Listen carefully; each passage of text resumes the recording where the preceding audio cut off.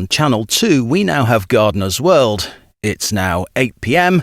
and time to meet the Thamesmen.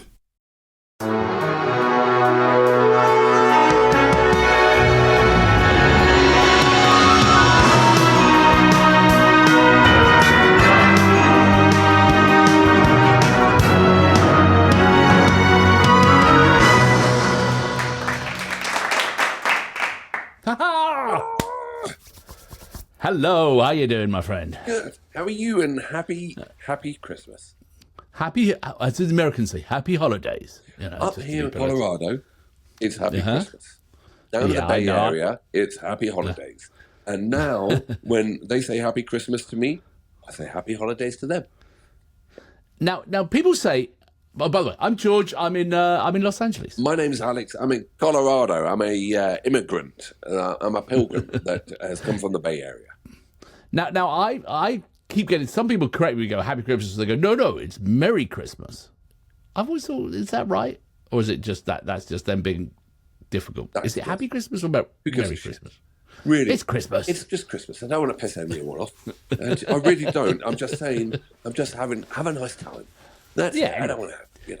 Did you have a good Christmas? Talking of pissing off, yeah, the family will do that to you, won't they? So I'll just give you a little bit of joy. I had a great Christmas. No, that's an absolute English response. I had a shit Christmas. I was as sick as a dog. I worked so hard, and the moment I stopped working, I just got sick, and that was it. I was out. First day up is today. How about you?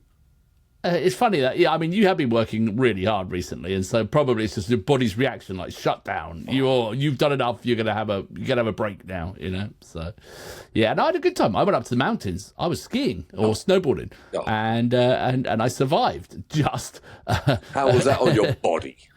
It was tough. It was like. As I was saying to you earlier before we started, like my son, we've got to a point where he's better than I am, and I'm fading off, and he's going, let's go off the cornice, let's go off the double black diamond, and I'm like, do I have to? And I got the courage up, and I did it, and I survived 3 times, and I'm not doing it again. Well, I proved myself. I'm getting so old and stiff that I can turn right really well. I can't turn left. It's good circles, do you? Yeah, so I either go down like that, right, which is just like, like a German plane hitting the ground, or I turn left very slowly, and at some point, you're facing downhill, And the natural position is to tuck in like that and put your poles under your arm, and that's basically giant slalom.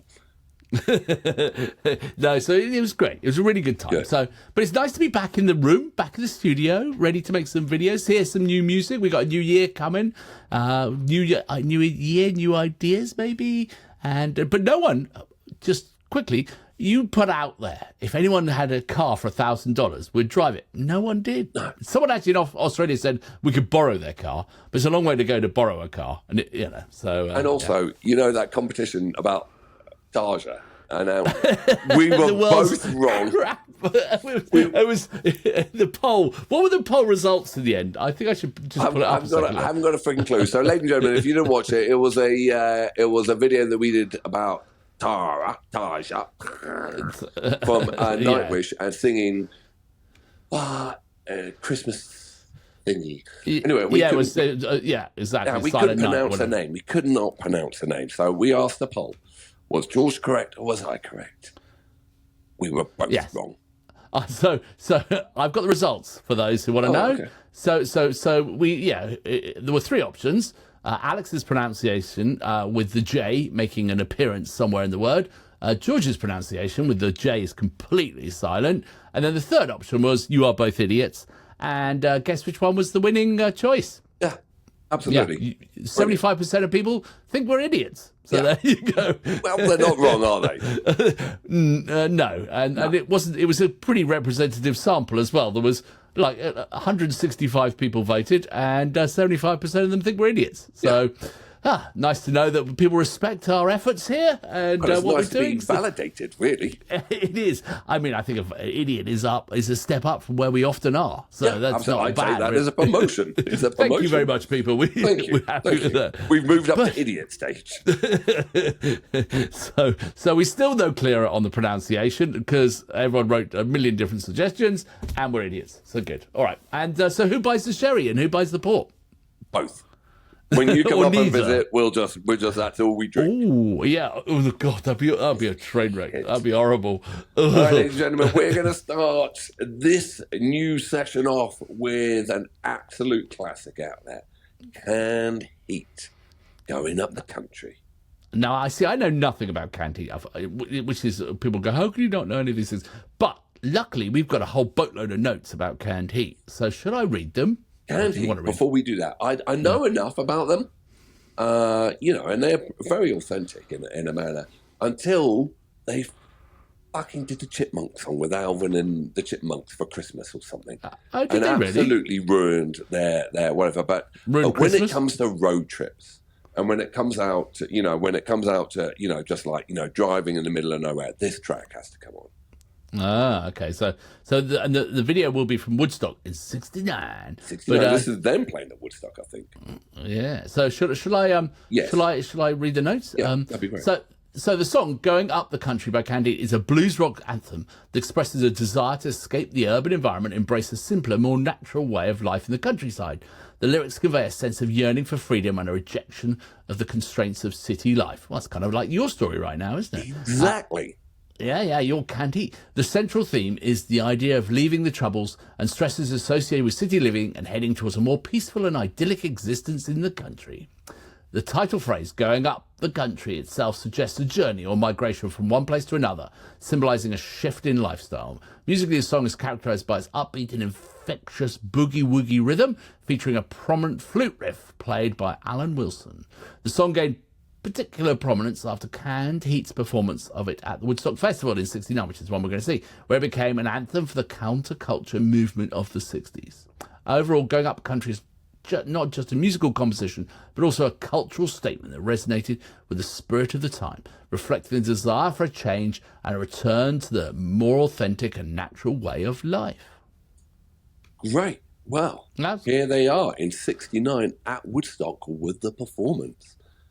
So this is going to be this is going to be good. Are you ready? I am ready. 3, 2, 1, boom. Thank you. Oh, you're really good tonight. You know, this is the most outrageous spectacle I've ever witnessed, ever. There's only one thing I wish. I sure gotta pee. And this ain't nowhere to go. I believe we're gonna go up the country a little bit right now.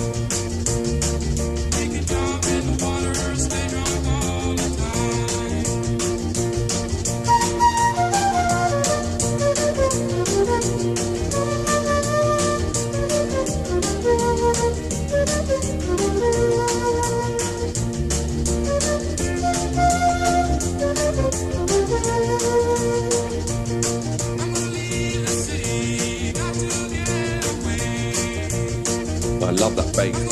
Yeah.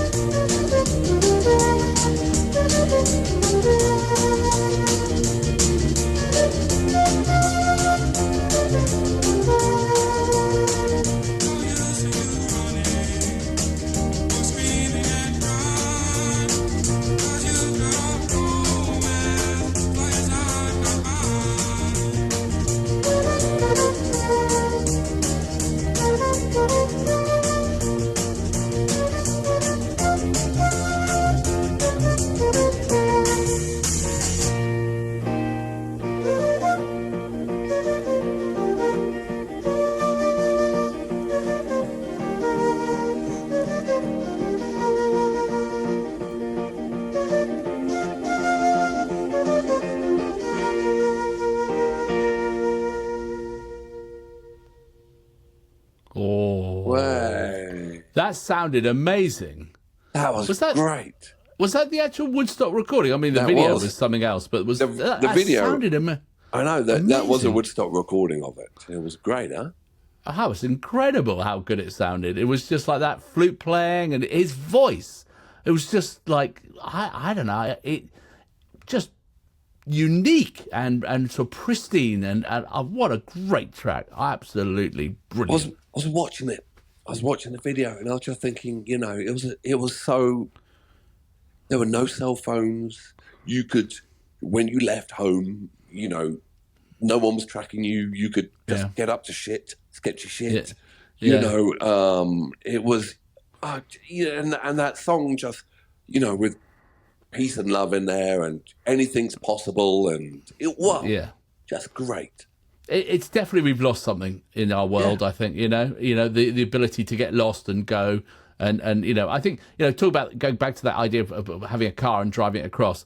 Part of the rules of that journey are you do not use GPS navigation. You only use a map. And, you're not allowed to go on freeways. You've only got to go on back roads or A roads, and you've got to stay in seedy motels. So I kind of, my dream of it is that it's a slight retro throwback in a journey, in a road trip. You know what I mean? It'd be wonderful. But it would be amazing, wouldn't it? So over to the song, absolutely haunting vocals.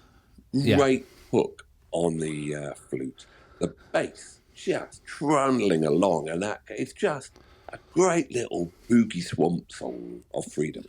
Yeah, it was. Where were they from, Canty? Not too sure. Obviously, they're American, and they are very deep rooted in kind of blues.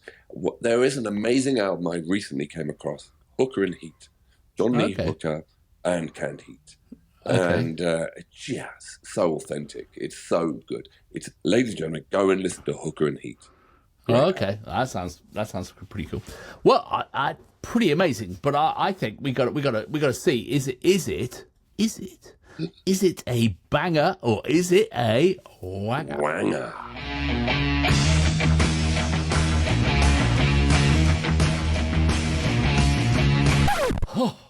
All right, gentlemen, obviously, is it a banger or is it a wanger? Right, banger in English, for those who don't know, is a sausage.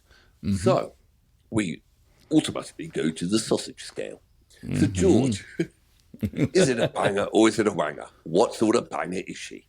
Yeah, it's a banger for sure. It's an absolute Woodstock 69 banger. And so, thinking about what maybe they would have there, it would be like, I don't know what would be like a beer brat of a banger, I would suggest. Actually, no, I'm going to change my tune. It's a veggie banger. That's what it is. Oh, yes, it is an absolute veggie. I'm going to go one further. It's such an iconic track. It is a veggie bratwurst.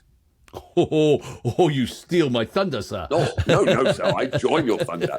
It's an absolute banger of a track. And if anyone is on any sort of road trip, slap that on, turn your cell phone off, and go and have yourself a good time. Go and get lost in your old school bus and paint things on the side of it. And when you're done with that, listen to Hooker and Heat. That's just an absolutely great track as well. I've always loved those American school buses that people convert into sort of travel homes. You know what I mean? There's you see them around the place still. And people have just done up amazing jobs to make them into their homes or and I think that's just awesome. I think what a great choice. And also, for those who want to know what Woodstock is like, we did an interview with Ric Lee. And right. Rick played at Woodstock. And if you go and watch, we'll put the link in down below. Now we've got to do ourselves extra work. But then after this video, watch that, and you're actually going to listen to someone who was on the stage at Woodstock, and he's got some interesting points about what it was like there. And he wrote a great book as well, didn't he? So, yeah absolutely. Well, fantastic. I think that's a great way to start our new session. I think it's bloody brilliant. So excellent. Veggie bangers all round. Bangers all round. See you, George, on the flip side. I'll see you on the flip side. Ciao.